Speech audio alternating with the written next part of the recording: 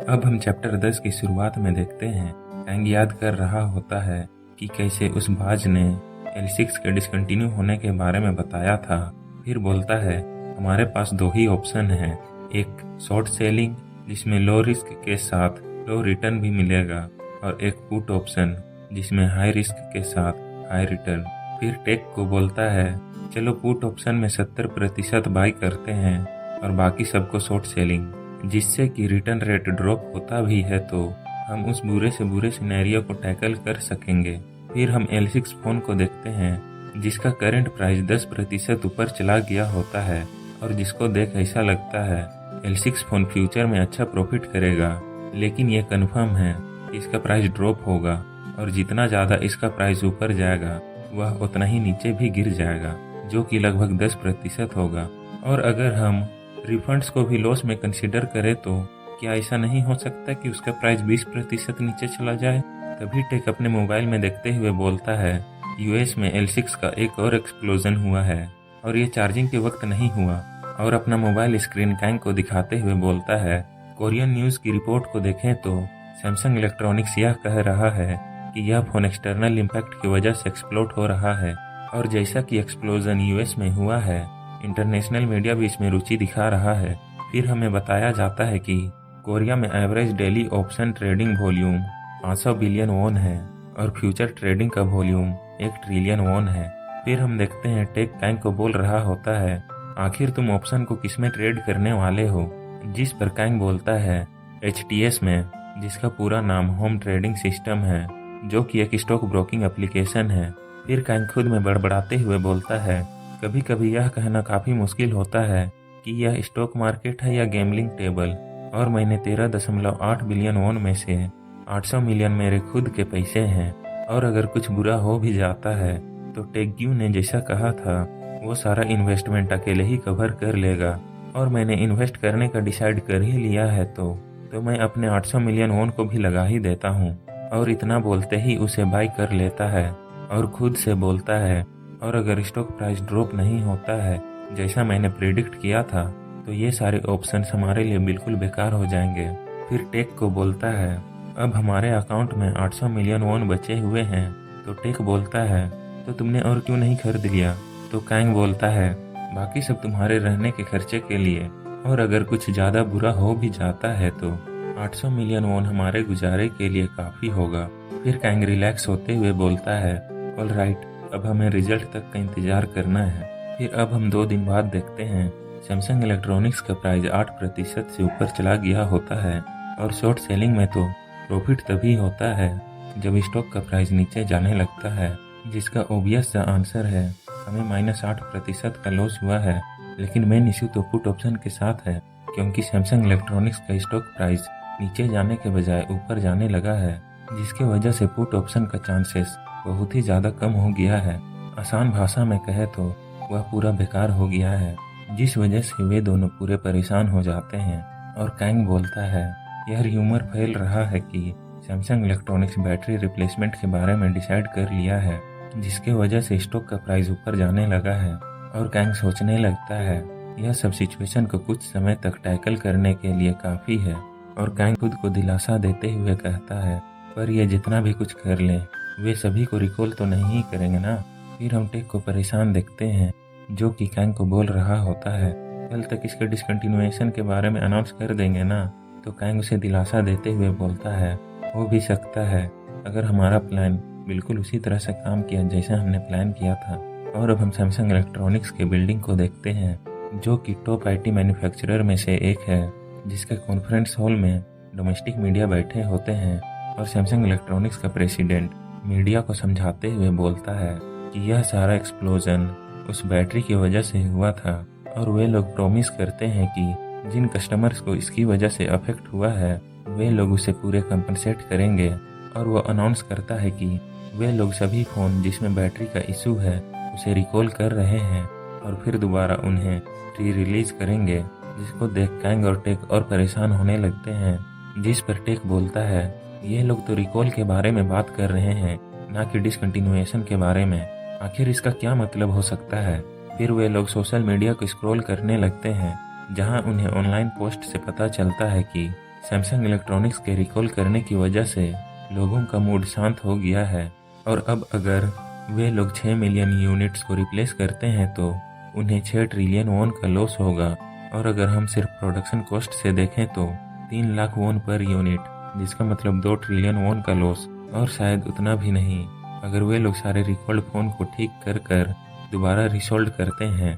फिर अब हम रिकॉल अनाउंसमेंट के बाद देखते हैं स्टॉक का प्राइस नीचे गिरने के बाद मार्केट क्लोज होने तक उसका प्राइस नेगेटिव बस 1.5% ही हुआ है। और अब उन्होंने यह भी अनाउंस कर दिया है वे लोग शेयर होल्डर्स को प्रॉफिट रिटर्न कर देंगे और क्वार्टरली डिविडेंड भी देंगे, जिसको कैंग देख और परेशान होते हुए बोलता है तो ऐसा होता है बड़े कॉरपोरेशन का मैनेजमेंट। सैमसंग इलेक्ट्रॉनिक्स तो स्ट्रैटेजी अपनाकर स्टॉक प्राइस को रिकवर कर रहा है। हमारा लॉस तो ओरिजिनल इन्वेस्टमेंट का आधा हो चुका है, जो कि 13 बिलियन वॉन में से 6 बिलियन वॉन हो गया है। तभी टेक भी उस न्यूज़ को देखकर परेशान हो जाता है और पागलों भरी हंसी में बोलता है, हा हमारा पैसा उड़ गया। और कैंग सोचता है, मैंने ऐसा कभी नहीं सोचा था कि यह इस तरह से काम करेगा। फिर टेक को बोलता है, जैसा कि हमने प्रॉफिट को बांटने का वादा किया था और तुमने लॉस को कवर करने का। तो टेक बोलता है, ये कोई 10 बिलियन वॉन का लॉस नहीं है जो कवर कर लूंगा। तो कैंग सोचने लगता है, आखिर वे लोग रिकॉल क्यों किए, डिसकंटिन्यूएशन क्यों नहीं। और फिर हम कैंग को बिस्तर में देखते हैं जो कि परेशान होकर सोच रहा होता है, 60 बिलियन वॉन, हाँ ये तो मेरे जिंदगी भर की कमाई भी नहीं हो सकती। क्या मुझे ये सारे पैसे खर्च कर देने चाहिए थे, जिसे 1 बिलियन वॉन हर साल। पर कुछ ही दिनों में हमारा कैपिटल लॉस 50% से नीचे चला गया है और अगर हमें इसे रिकवर करना होगा तो हमें 100% का प्रॉफिट करना पड़ेगा। और इससे बड़ी प्रॉब्लम यह है कि यह अभी भी ख़त्म नहीं हुआ है और अगर मैं ये सारे कैपिटल को रिकवर कर भी देता हूँ तो ऑप्शन एक्सपायरी डेट तक ये सारे पैसे नील हो जाएंगे। आखिर मैं अब क्या कर सकता हूँ? क्या मुझे इसे एग्जिट कर देना चाहिए या फिर कुछ समय और देखना चाहिए? घबराहट के मारे मेरी जान जा रही है। तभी टेक भी उठ जाता है, जिसको देख कैंग बोलता है, क्या तुम उठ गए? तो टेक बोलता है, हाँ मैं उठ गया क्योंकि मुझे बहुत ज़्यादा घबराहट हो रहा है। फिर बोलता है, क्यों ना बियर पीने के लिए चलें। फिर हम उन दोनों को बाहर देखते हैं और टेक बोल रहा होता है, सैमसंग इलेक्ट्रॉनिक्स का स्टॉक और ऊपर नहीं जाएगा ना। तो कैंग बोलता है, मुझे नहीं पता, ज़्यादातर लोग यही चिंता करते हैं कि स्टॉक का प्राइस नीचे जा रहा है, लेकिन हम यहाँ यह चिंता कर रहे हैं कि स्टॉक का प्राइस ऊपर जा रहा है। मैं एक चीज़ तो श्योर हूँ कि L6 डिसकंटिन्यू होगा। फिर टेक को बोलता है, क्या तुम मुझसे नाराज हो? क्योंकि अगर मैं प्रेडिक्शन नहीं करता तो यह सब बिल्कुल नहीं होता। तो टेक बोलता है, आखिर तुम क्या बोल रहे हो? मैं ही वो था ना जो कि तुम्हें इन्वेस्टमेंट के बारे में सजेस्ट किया था। और वैसे भी यह अभी ख़त्म नहीं हुआ है और वैसे भी रिकॉल इस प्रॉब्लम को सोल्व नहीं कर सकता। जिस पर कैंग कुछ सोचने लगता है और बोलता है, जैसा कि सैमसंग इलेक्ट्रॉनिक्स ने बैटरी के डिफेक्टिव होने का क्लेम किया था, क्या हो अगर वह बैटरी की वजह से ना हुआ हो तो? लेकिन हम इसे श्योरिटी के साथ नहीं कह सकते कि पूरी तरह से गलत साबित हुए। लेकिन मेन प्रॉब्लम टाइमिंग का था और अब ऑप्शन एक्सपायरी के लिए ज़्यादा समय नहीं बचा है। और अब हम सैमसंग इलेक्ट्रॉनिक्स के अनाउंसमेंट के एक हफ्ते बाद देखते हैं, जहां वे लोग फाइनली सारे फ़ोन को रिकॉल करना शुरू कर चुके हैं और अपने 30,000 न्यू यूनिट को एक सिंगल दिन में बेच दिए हैं, जिसके वजह से रिकॉल और न्यू बायर दोनों ही संतुष्ट हैं।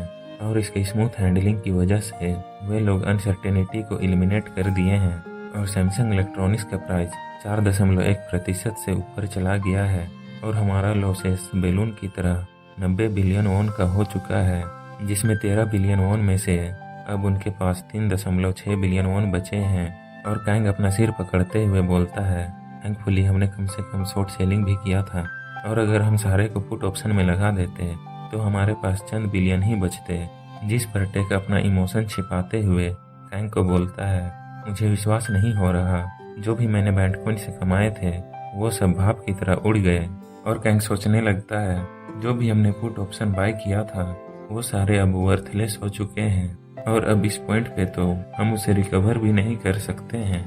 फिर अपना ऑप्शन बैलेंस देखने लगता है, जहां उनके पास अभी 3.6 बिलियन वॉन बचे होते हैं, जिसमें से कि कैंग का अपना खुद का लगाया पैसा 600 मिलियन वॉन लॉस हो चुका है और अब उनके ऑप्शन एक्सपायरी के लिए 1 सप्ताह बचा है, जहां अगर कुछ नहीं हुआ तो यह सब खत्म हो जाएगा। और फिर सैंग की बातों को याद करने लगता है और अपने मन में कहता है, एक गलत प्रिडिक्शन डिजास्टर लाने के लिए काफ़ी होता है। तभी टेक बोलता है, मुझे अपना सारा पैसा ओपीसी प्रोडक्शन मीटिंग के प्रिडिक्शन के समय ही लगा देना चाहिए था। और कांग सोचने लगता है, क्या मैंने कुछ गलत प्रिडिक्शन किया है या फिर मैं कुछ भूल रहा हूँ। और टेक अपने बिस्तर में उछलते हुए बोलता है, मैं तो बिना पैसों के जी लूँगा जैसा मैं पहले जी रहा था। फिर अब हम एयरप्लेन को देखते हैं जिसके अंदर एक आदमी फायर एक्सटिंग्विशर से कुछ बुझा रहा होता है। फिर हम वहीं पे एक आदमी को काफ़ी जख्मी देखते हैं, जहां हमें पता चलता है कि यह हादसा वही L6 फोन की वजह से हुआ है। और हम कांग को देखते हैं जिसका नींद टूट चुका होता है, जो कि उठते हुए बोलता है, आखिर यह किस तरह का सपना था। जिसे हमें पता चलता है कि प्लेन में वह हादसा कांग अपने सपनों में देख रहा था। और कांग और परेशान होने लगता है, जिसको देख टेक बोलता है, क्या तुम ठीक हो? तो कांग बोलता है, आज से 4 दिन बचे हैं। तो टेक बोलता है, बस 4 दिन? और कांग बोलता है, क्या इन 4 दिनों में ऐसा कुछ होने वाला है जिसे L6 डिसकंटिन्यू हो जाए? और कांग यही सब सोच रहा होता है और यहीं पे यह चैप्टर खत्म हो जाता है।